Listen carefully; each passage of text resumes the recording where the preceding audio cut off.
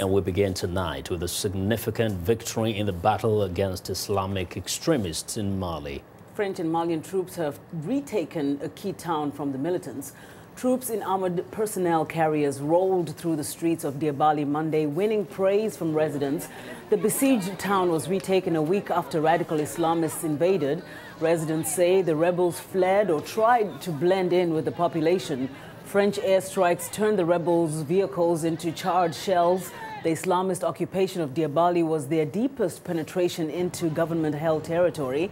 Islamists also have deserted the town of Densa.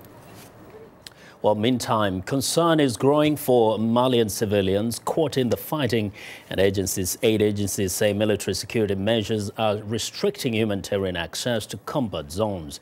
As fighting escalates, authorities are confronted by the question of how to protect civilians. Viewers and Look has more from Bamako.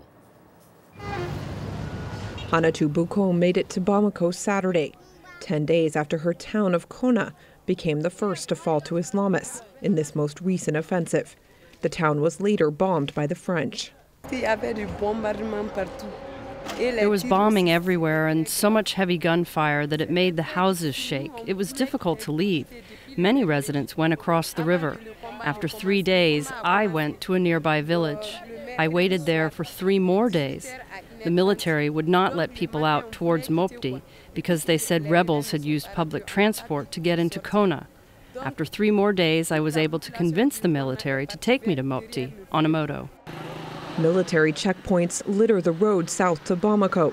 The army has retaken Konna, but has closed roads leading north from Moctar into rebel-held territory, fearing infiltration. Moctar Mariko of the Malian Association for Human Rights says both sides must open a humanitarian corridor to allow aid to come in and people to get out. Civilians have the right to flee combat zones to go look for food and medical care. Both the Malian military and the rebels need to accept to open this corridor and not drag this otherwise peaceful population into the fighting. They did not ask for this. If this corridor is not opened, we're going to see inestimable losses among civilians and their belongings. Rebels have cut cell phone links to parts of the occupied territory, like the city of Gao. Displaced northerners like Fatih Touré in Bamako haven't been able to reach family there for more than a week. We are worried how they are getting clean drinking water.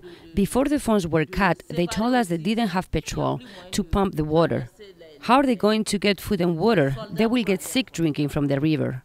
In the central west part of the country, French and Malian forces are restricting access to the town of Diabali, which Islamists seized and then appear to have abandoned. Malian Army Colonel Seibou Sokoba said it's hard to tell rebels and non-rebels apart.